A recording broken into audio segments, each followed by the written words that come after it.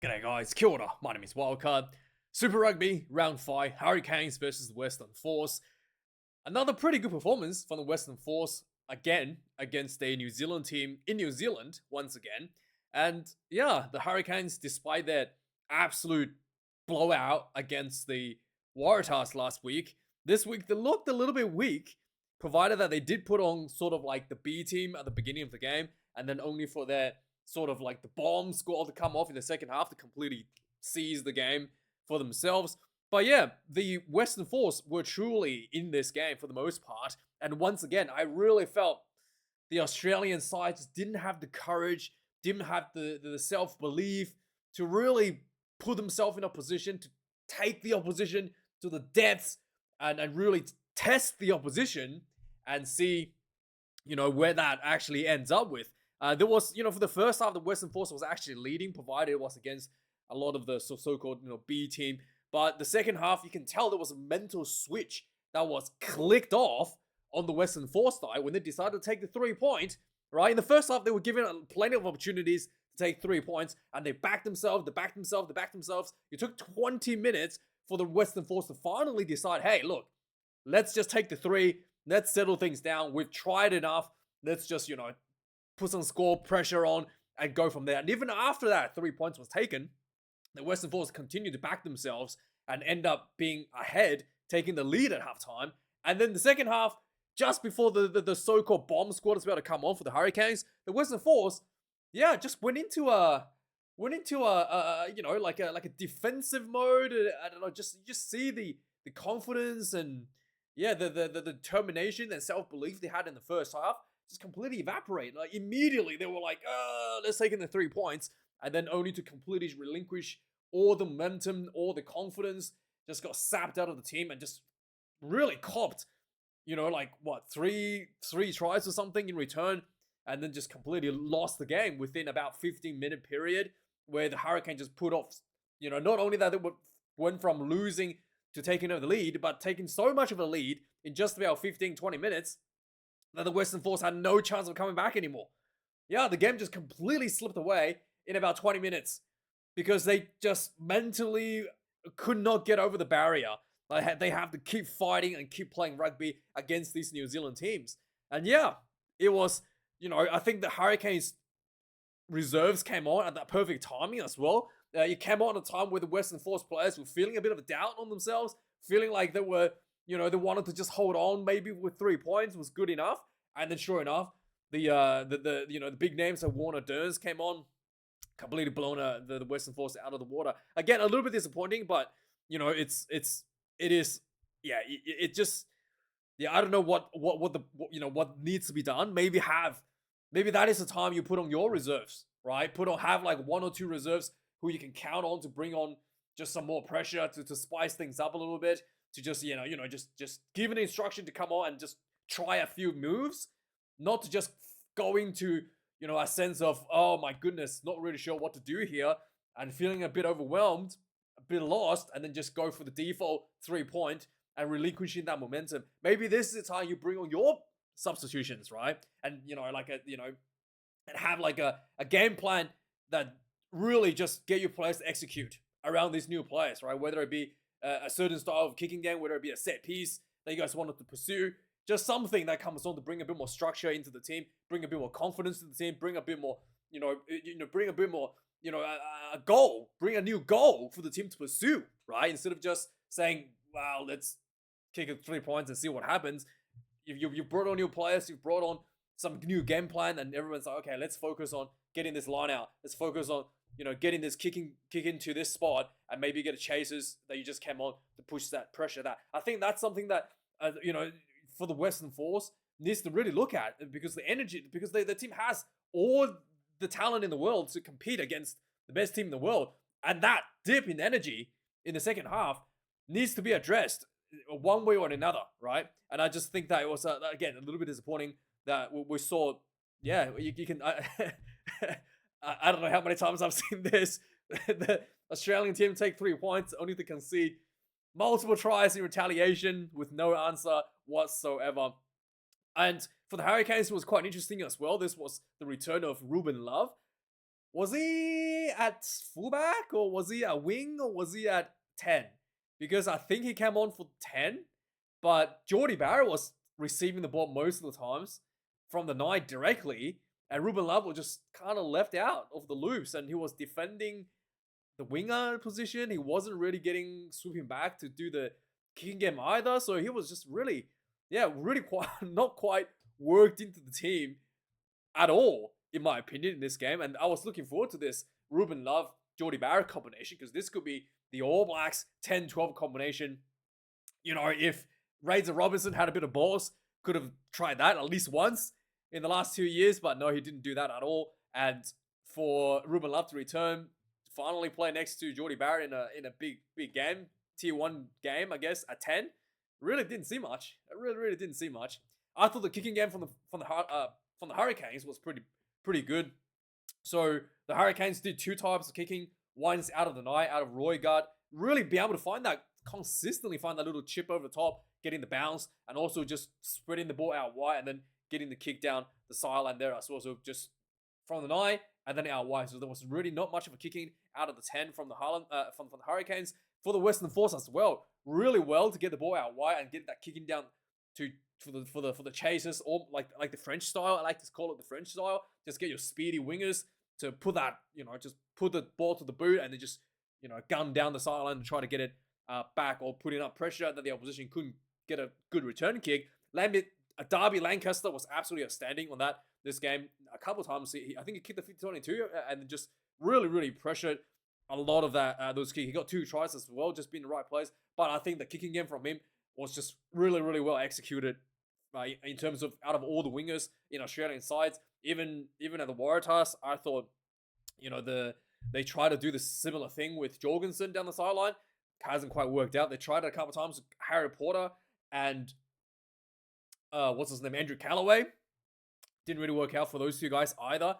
Lancaster is looking like the best one at it. I think he's closest at the level that the French is doing, based on, not overcooking it. He's overcooking it a little bit, but, based on just where the ball is being placed, the angle that's being placed, and the pressure that he's able to apply following the kick. He's probably the best at in the Australian side so far from what I've seen. So really good to see that from Darby Lancaster there.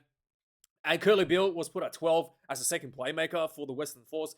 I thought it was outstanding. I don't know if it's just me being like huge fan of Curly. I thought it was great, especially in the first half. It was just like, it didn't look like he was over the hill whatsoever. He looked like he was really calm and able to identify the space in front of him and organize the players around him. Second half, when the team kind of started giving away a lot of penalties, it did kind of, go out a window a little bit, but I thought it looked great, especially for the first half. And then the scrum was a bit of an issue for the Western Force once again. The Hurricanes had a pretty good scrum. The Western Force, just got pretty much dominated quite both half of the game. I thought was under quite a bit of pressure there for the Western Force. And outside of that, one of the best weapons for the Western Force was the rolling maul. Didn't quite get there tonight. I think the Hurricanes did a really good job to neutralize that for the Western Force. So no tries for Tizano from the rolling maul tonight, which is a weapon that was really well taken out from the Hurricanes. And with that being said, I think that's all I wanted to really touch upon in terms of this game. Just once again, I was really excited. I was giddy. I was quite perked up, you might say, to see that the Western Force wasn't going for the penalties, was just backing themselves in the first half, and then only for the second half to immediately come out and then taking the 3 without any discussions. No one was even looking at any options other than kicking the 3. I thought, that really got me a little bit, disappointed. And also Roygard, the new quick tap law was really well exploited from him, and a number of the Hurricanes try was just him, getting the Hurricanes gets a penalty, and then Roygard taking a quick tap, finding someone out wide open, and then next thing you know, try time for the Hurricanes, and just like that, the Western Force was catching, losing that momentum, and then not able to keeping up the speed that the Hurricanes was bringing following that 3-point as well. Anyway, I can go on and on about complaining about the 3. Let's look at the points. The match stats of the game: 5 tries to 2 for the Hurricanes, 436 run meters to the Western Force 191, 9 turnovers conceded for the Hurricanes to the Western Force 11. We got 105 tackles made for the Hurricanes, 14 missed tackles. 132 tackles made for the Western Force, 17 missed tackles for the Western Force. 23 kicks in play for the Hurricanes, 20 for the Western Force. A couple missed conversions from Geordie Barrett, and a couple of missed kicks as well from Donaldson. It was pretty windy there. I think it's Napier or something. This was near the beach, quite windy. I think it's somewhere in East Coast. I think East Coast, West Coast, East Coast. I think East Coast of the New Zealand. And yeah, it was a bit windy, and neither team was able to really get the kicks, goal kicking quite there. It says no charge down. I'm pretty sure Donaldson got charged down. Pretty sure Donaldson got a charge down, leading to a try from Warner Dern. So yeah, I don't know what's going on with the stats here. Is it just not updated? It's just, yeah, pretty sure there's a 1 charge down. Trust me, because there was tries scored out of that. 601 kick meters from the Hurricanes, 556 for the Western Force. We've got 12 lineouts for the Hurricanes, 3 lost. 12 lineouts for the Western Force, 2 lost, 1 slightly better in terms of completion right there. 7 scrums for the Hurricanes, no loss. 2 scrums for the Western Force, no loss. But there was a couple of penalties given against the Western Force for just overwhelming power from the Hurricanes a couple of times there. Penalties conceded 9 against the Hurricanes, was 1 against Wildkard for a high shot on a clean out. Didn't really need to get himself involved in that one, I think. And I thought could have been a red card there, to be honest. Lucky he got just a yellow, and because he didn't really wrap. I didn't think it was right. He just kind of like dropped his shoulder into the guy on the head. And then there was 11 penalties for the Western Force, no yellow cards, but especially in the second half, those penalties were just given away for free. I was surprised that the referee didn't give a yellow card for the Western Force for repeated penalties. To be really frank with you, I thought the referee was quite decent. He's a new referee. I haven't seen him before, and I thought it was pretty good in overall. Really clear and no silly decisions or interpretations, and kept the game flowing at a good speed. And yeah, I thought overall it's pretty well managed from the referee. To be really frank with you, and yeah, sometimes I think with Angus Garner, he's going a bit too fast. And, sometimes you have Nick Barry or Angus Garner have the interpretations that are a bit inconsistent in terms of scrum. I thought his scrum interpretation was pretty decent. I thought, he was pushing the players to go fast, but not to the point where, the viewer's not even seeing what's going on anymore. And I thought it was overall pretty well managed from the referee. So yeah, let's do a quick point summary for the game. Yeah, it took about 90 minutes back and forth. No one was able to score any points. I thought the Western Force was under pumps for most of the part, and they had opportunity to take 3. It didn't. They went again to try to score tries. It wasn't tight enough. Got another penalty, and then they finally taken 3 after almost 20 minutes, over 20 minutes. Right? Is it 20 minutes? Yeah, 22 minutes. Finally, they're taking the 3 points to nil for the Western Force. 25 minutes, there were more penalties for the Western Force, not taking it, and finally 28 minutes after going for the line out, going for the more. A lot of pressure building towards center field, and then they swing back to the blind side for the Western Force, and then just good hand. Darby Lancaster 1-on-1. I think it was against. Who was it? Was it? Yeah, he was 1-on-1. Darby Lancaster, and he just full work, stiff arm, went through for the try. 8 points to nil for the Western Force. 34 minutes into the game, the Hurricanes backed themselves to go for the line out. Lots of crash ball. A little bit of pick, dummy and go from Cameron Roygar around the base of the rack, get in for the try. 5 points to 8, and that was it. Halftime score 5 points to 8 with Western Force leading quite nicely, I believe. It was another try before that. I think it was 5 points to 8 at halftime. So the second half, 4 minutes in the second half, the Western Force immediately taking a 3, despite this huge efforts in the first half to not take the 3. They're taking the 3, and I thought to myself, oh boy, is this where the Western Force is going to completely fall apart? Sure enough, this is exactly the time the Hurricanes started bringing on their newer players. Ruben Love came on, and then immediately, basically from this 3 points that was taken, almost a few minutes later, there was a There was a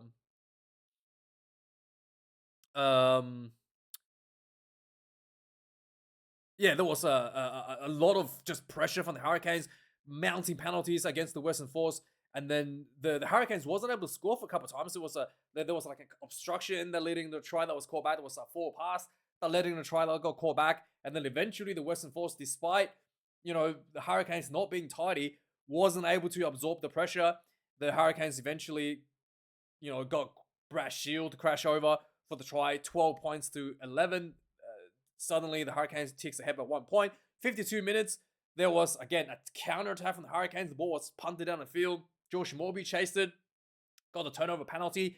Quick tap from Cameron Roygard. He just quickly flung the ball out wide to Flanders, who ran in for another try. Immediately, like that, 52 minutes, Hurricanes up 19 points to 11. 60 minutes, lots of penalty continued to bleed away by the Western Force. There was a lot of just quick ball around the corner for the Hurricanes that eventually there was who was it? There was Harkin just got a run a nice little unders run, I guess you could call it. Just went straight through the gap for another try, 26 points to 11. And then 66 minutes, there was a yellow card to Leah Wedded from the Hurricanes, and then Donaldson hit the Western Force tried to do a clearance kick. It looked like the number 9 lost track where Donaldson was standing, so he kind of like he's trying to he got the ball out and looked around for a little bit, and then passed the ball to Donaldson, and then I gave plenty of time for who was it? For Warner Derns to get up right in front of Donaldson and charge the ball down. And then, he followed through, scooped it up himself, went in for the try, and suddenly the scoreboard is blown out to 31 points to 11.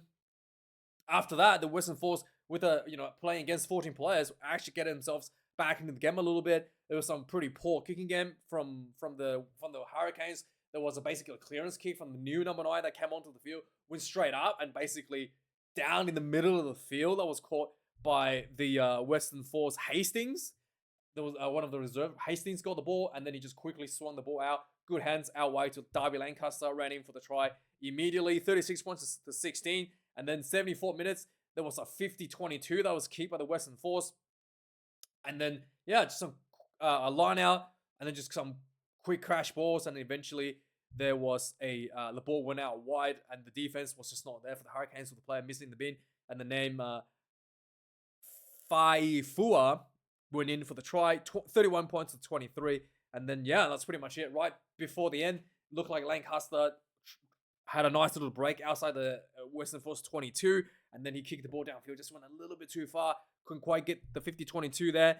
And if he had got that, there could have been another try just before full time, and maybe could have been a little bit of a different result there. But once again, that 3-point that was taken 43 minutes in the game, really just derailed the Western Force in terms of just mentally. It looked like the Western Force just completely checked out after that one before they finally regrouped for a pretty strong finish towards the end. Anyway, let me know your thoughts. Like, comment, and subscribe. Thank you for watching.